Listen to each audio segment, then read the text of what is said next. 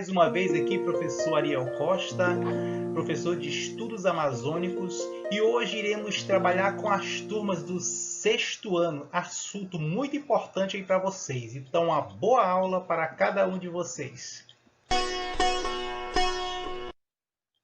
Então vamos lá, pessoal. O nosso tema de hoje, nós iremos falar sobre os problemas socioambientais das cidades na Amazônia. Tá? Então, observem que os problemas socioambientais das cidades na Amazônia não são poucos. Tá? São problemas que têm gerado grande dor de cabeça para a nossa sociedade. Então, sobre esse tema, nós iremos iniciar falando quais são esses problemas socioambientais que nós enfrentamos aqui em nossa região. Então, vamos lá. É importante notarmos que muitas cidades na Amazônia, independente do seu tamanho, elas apresentam problemas socioambientais. Muitas cidades como a nossa aqui, Altamira, o que a gente sempre observa? Nós vemos muito lixo nas ruas. Aqui quase não tem, mas Belém, um exemplo, nós temos muito esgoto ao céu aberto. Aqueles esgotos que tem a vala e desce aquela água pelo meio, no meio das ruas. Em Belém, quem vai ali próximo ao shopping, geralmente quando chove, o que acontece? Aquele esgoto transbordam e os seus lixos, seus dejetos chegam a jorrar pelo meio das ruas, trazendo doenças, coisas terríveis. Tá? Então, nessas cidades apresentam problemas como temor à violência, déficit habitacional e o saneamento básico, que pela pesquisa que foi feita, né, a nossa capital, Belém, e Ananindeua, que é a cidade vizinha, são as cidades que possuem o pior saneamento básico do Brasil. Coisa séria. Então vamos lá. Muitos fatores são responsáveis por esses problemas. Que fatores são esses, professor? Primeiro, a pobreza da população gerada pela desigualdade na distribuição da renda. Sabe o que significa isso?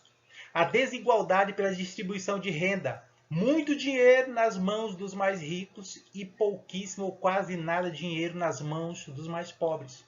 Outro fator, pouca escolarização da população. A região norte apresenta um índice muito alto de analfabetismo. Tá? Não existe investimento na educação como deveria existir, principalmente aqui em nossa região norte e região nordeste. Outro fator, os baixos investimentos na saúde, na educação e na moradia. Tá? Existem pouquíssimos investimentos na saúde, por isso que a nossa saúde é precária. No caso, como está acontecendo essa pandemia, nenhum setor estava preparado para se adaptar e vencer uma crise como essa na saúde. Baixos investimentos na educação. Nós sempre vemos reportagens de escola onde as crianças não têm onde sentar, não têm o que merendar, não têm um teto sequer para ficar debaixo.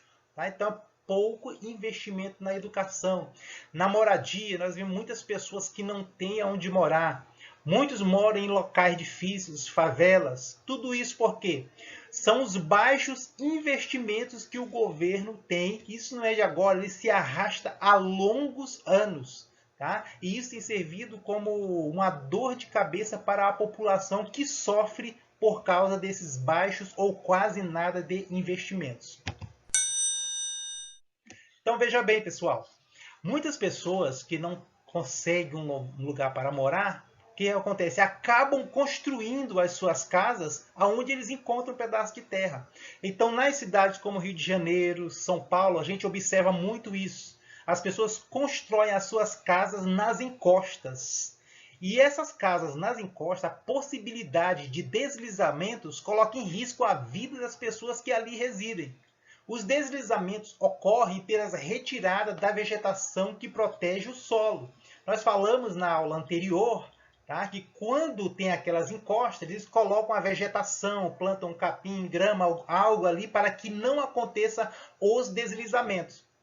Então, se a pessoa construir uma casa nas encostas, tá, o risco de deslizamento é muito grande. Isso tem acontecido muitos acidentes e muitas famílias, tá, têm perecido por causa de construir as suas casas nas encostas, devido ao baixo investimento que existe na habitação no Brasil.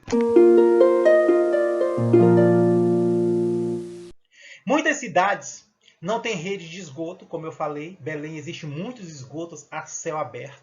Então todos os resíduos líquidos que saem das residências pelas tubulações e dos estabelecimentos comerciais vão para onde? Nos igarapés, nos rios, aonde as pessoas vão tomar banho. Muitos até consomem a água daquele rio, sem saber que os esgotos, ou até mesmo sabem, mas não têm um cuidado, tá? Dos esgotos caírem na água, poluírem a água. Muitos vão lá, pescam peixe, tomam banho, até consomem a água. Isso causa doenças, trazem grandes transtornos para a vida e para a saúde das pessoas. Outro problema ambiental importante a ser discutido é a produção e o destino final do lixo. Então veja bem, mesmo nas pequenas cidades, o destino final do lixo produzido pela população a céu aberto, conhecido como os lixões, tá? Então isso tem causado muitas doenças para a população, com esses lixões ao céu aberto, porque atraem vários tipos de problemas de animais que causam doenças, como nós vamos ver mais na frente. Então, veja bem, pessoal, o lixo ele atrai insetos, ratos que são transmissores de diversas doenças. Por exemplo, as moscas transmitem infecções por bactérias e vírus intestinais, como o tifo. Os mosquitos, como o Aedes aegypti, desenvolvem-se na água existente no lixo. Então isso causa grande doença. Nós sabemos que os ratos transmitem doenças. Existem insetos que também transmitem doença. Então, com esses lixões ao céu aberto, acabam atraindo esses animais, moscas, que causam bactérias, tá? E vírus intestinais. Quando a água acumula nos lixos também, aí o mosquito Aedes aegypti acaba setando as suas larvas e acaba transmitindo a doença que é chamada dengue, que é terrível. Só quem já pegou a dengue sabe quanto é terrível essa doença. Então, veja bem, pessoal, as praças, os bosques, os parques, os quintais arborizados das casas, eles têm importantes funções nas cidades. Que funções são essas, professor?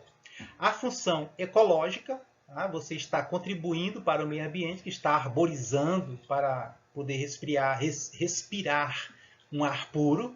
Tá?